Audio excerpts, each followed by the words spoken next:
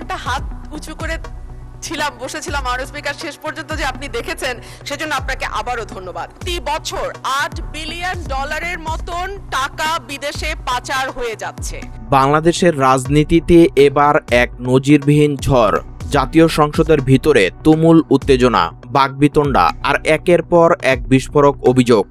একদিকে সাবেক প্রধানমন্ত্রী শেখ হাসিনাকে দেশে ফিরিয়ে আনার ইস্যু, আর অন্যদিকে দেশের আইনশৃঙ্খলা পরিস্থিতি নিয়ে খোদ বিরোধী শিবিরের তোপ। কিন্তু এরই মধ্যে সবচেয়ে বড় যে গুঞ্জনটি চারদিকে ছড়িয়ে পড়েছে তা হলো বিএনপির একসময়ের প্রভাবশালী নেত্রী এবং বর্তমান স্বতন্ত্র সংসদ সদস্য ব্যারিস্টার রুমিন ফারহানা কি তবে পর্দার আড়ালে অন্য কোনো মিশন নিয়ে এগোচ্ছেন? সামাজিক যোগাযোগ মাধ্যম থেকে শুরু করে রাজনৈতিক অলিন্দে এখন একটাই প্রশ্ন, হাসিনাকে দেশে ফেরাতে কি গোপনে কোনো চাল চালছেন রুমিন ফারহানা?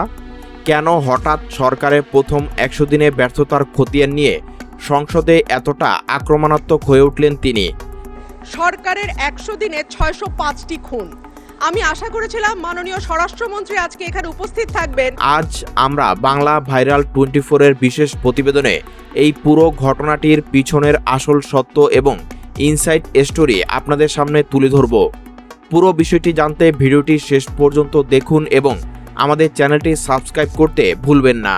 ঘটনার সূত্রপাত সোমবারের জাতীয় সংসদের অধিবেশন জুড়ে তখন পিনপতন নীরবতা, যার সভাপতিত্ব করছিলেন ডেপুটি স্পিকার কায়সার কামাল। কার্যপ্রণালী বিধির 71 বিধিতে জরুরি জনগুরুত্বপূর্ণ বিষয় দেওয়া নোটিশের উপর আলোচনা করতে দাঁড়িয়েই যেন একের পর এক বোম ফাটালেন স্বতন্ত্র সংসদ সদস্য রুমিন ফারহানা। তার নিশানায় ছিল বর্তমান সরকারের প্রথম 100 দিনের শাসনামল এবং স্বরাষ্ট্র মন্ত্রণালয়। রুমিন ফারহানা স্পষ্ট ভাষায় বলেন, একটি সরকারের সফলতা বা ব্যর্থতার মূল মূল্যায়ন হয় দুটি প্রধান মানদণ্ডের উপর। একটি হলো দেশের অর্থনীতি আর অন্যটি হলো দেশের আইনশৃঙ্খলা পরিস্থিতি। তিনি দাবি করেন যে কোনো সরকারের 50% সফলতা বা ব্যর্থতা নির্ভর করে এই দুটি বিষয়ের উপর, আর বাকি 50% অন্যান্য মন্ত্রণালয়ের উপর। আর এখানেই বর্তমান সরকার পুরোপুরি ব্যর্থ হয়েছে বলে অভিযোগ তোলেন তিনি। বক্তব্যের শুরুতে রুমিন ফারহানা লক্ষ্য করেন স্বরাষ্ট্রমন্ত্রী সালাউদ্দিন আহমেদের আসনটি খালি।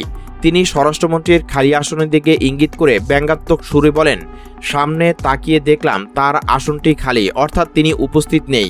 কি আর করা, তার অনুপস্থিতিতেই বলি। তার এই মন্তব্যে সংসদের ভিতরে প্রথম উত্তেজনা পারদ চড়তে শুরু করে। আশা করেছিলাম মাননীয় স্বরাষ্ট্রমন্ত্রী আজকে এখানে উপস্থিত থাকবেন, কিন্তু আমি সামনে তাকিয়ে দেখলাম মাননীয় স্বরাষ্ট্রমন্ত্রীর আসনটি খালি। রুমিন ফারহানা আফসোস করে বলেন, স্বরাষ্ট্রমন্ত্রী সংসদে উপস্থিত থাকলে তার ব্যর্থতার খতিয়ান আরও স্পষ্টভাবে সরাসরি তার সামনে তুলে ধরা যেত। রুমিন ফারহানা শুধু মুখে অভিযোগ করেই ক্ষান্ত হননি, তিনি তার বক্তব্যের সপক্ষে দেশের স্বনামধন্য সংস্থা ট্রান্সপারেন্সি ইন্টারন্যাশনাল বাংলাদেশের একটি চাঞ্চল্যকর প্রতিবেদনের তথ্য সংসদের সামনে উপস্থাপন করেন।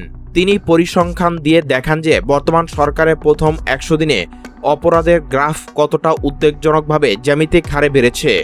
বিশেষ করে মার্চ ও এপ্রিল, এই 2 মাসের যে খতিয়ান তিনি তুলে ধরেন তা শুনে উপস্থিত অনেকে আঁতকে ওঠেন। টিআইবির রিপোর্ট অনুযায়ী এইমাত্র 2 মাসেই দেশে খুন হয়েছে মোট 605টি, ছিনতাইয়ের ঘটনা ঘটেছে 294টি, ডাকাতি হয়েছে 90টি এবং অপহরণের শিকার হয়েছেন 196 জন মানুষ।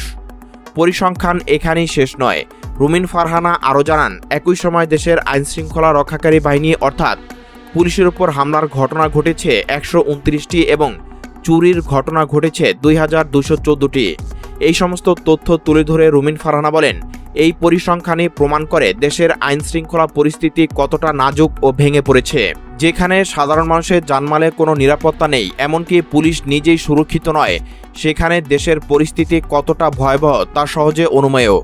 রুমিন ফারহানার বক্তব্যের সবচেয়ে স্পর্শকাতর এবং বেদনাদায়ক অংশটি ছিল দেশের নারী ও শিশুদের নিরাপত্তা পরিস্থিতি নিয়ে। তিনি টিআইবি রিপোর্টের বরাত দিয়ে জানান, আলোচিত এই 100 দিনের মধ্যে দেশে নারী ও শিশু নির্যাতনের ঘটনা ঘটেছে মোট 3496টি। তিনি আরও সুনির্দিষ্ট করে ধর্ষণের ভয়াবহ চিত্র তুলে ধরেন। ধর্ষণের শিকার হয়েছেন 78 থেকে 102 জন নারী, দলবদ্ধ বা গণধর্ষণের শিকার হয়েছেন 30 থেকে 36 জন এবং সবচেয়ে উদ্বেগের বিষয় হলো ধর্ষণের শিকার অবুঝ শিশুর সংখ্যা 49 থেকে 71 জন। সংসদে দাঁড়িয়ে রুমিন ফারহানা ক্ষোভ প্রকাশ করে বলেন, এই লোমহর্ষক পরিসংখ্যানই স্পষ্ট করে দেয় যে গত 3 মাসে বাংলাদেশের আইনশৃঙ্খলা পরিস্থিতির অবস্থা কতটা নাজুক, কতটা ভয়ঙ্কর এবং কতটা অমানবিক হয়ে উঠেছে। নারীরা আজ ঘরে বাইরে কোথাও নিরাপদ নয়। রুমিন ফারহানার এই তীব্র আক্রমণের জবাব অবশ্য এসেছে সরকারের পক্ষ থেকে, তবে সংসদে নয়, বাইরে। স্বরাষ্ট্রমন্ত্রী সালাউদ্দিন আহমেদ আজ সকালে সচিবালয়ে সাংবাদিকদের মুখোমুখি হয়ে রুমিন ফারহানার এই সমস্ত দাবি ও টিআইবি রিপোর্টকে পুরোপুরি খণ্ডন করেন। স্বরাষ্ট্রমন্ত্রী অত্যন্ত দৃঢ়তার সাথে বলেন, দেশের আইনশৃঙ্খলা পরিস্থিতি আগের চেয়ে অনেক ভালো এবং নিয়ন্ত্রণে রয়েছে। টিআইবির যে পরিসংখ্যানের ভিত্তিতে রুমিন ফারহানা সংসদে এত বড় বড় কথা বলেছেন, সেই রিপোর্টের গ্রহণযোগ্যতা নিয়েও প্রশ্ন তোলেন মন্ত্রী। তিনি হাসি মুখে গণমাধ্যমকে বলেন, টিআইবি রিপোর্ট করে পত্রিকার কাটিং থেকে, তারা কোনো তদন্ত করে না। স্বরাষ্ট্রমন্ত্রীর এই মন্তব্যের পর রাজনৈতিক অঙ্গনে নতুন করে বিতর্কের সৃষ্টি হয়েছে। সাধারণ মানুষ এখন ভাবছেন, তবে কি টিআইবির এই তথ্যগুলো সাজানো, নাকি স্বরাষ্ট্রমন্ত্রী দেশের আসল পরিস্থিতি আড়াল করতে চাইছেন? এ নিয়ে যখন দেশের রাজনীতি উত্তাল, ঠিক তখনই পর্দার আড়ালে এক নতুন গুঞ্জন ডালপালা মেলতে শুরু করেছে। এবার আসা যাক আমাদের আজকের প্রতিবেদনের সবচেয়ে বড় এবং বিস্ফোরক প্রসঙ্গে। চারদিকে জোর গুঞ্জন, হাসিনাকে দেশে ফেরাতে গোপনে কাজ করছেন রুমিন ফারহানা। কিন্তু এই কথার পিছনে আসল সত্যটা কি? কেন হঠাৎ এমন গুঞ্জন ছড়ালো? আসলে রাজনৈতিক বিশ্লেষকদের একাংশ এই ঘটনাটিকে একটু ভিন্নভাবেই দেখছেন। বর্তমান সরকারের উপর চাপ সৃষ্টি করতে এবং বর্তমান প্রশাসনকে অকার্যকর বা ব্যর্থ প্রমাণ করতেই কি রুমিন ফারহানা এই ধরনের কৌশল নিয়েছেন?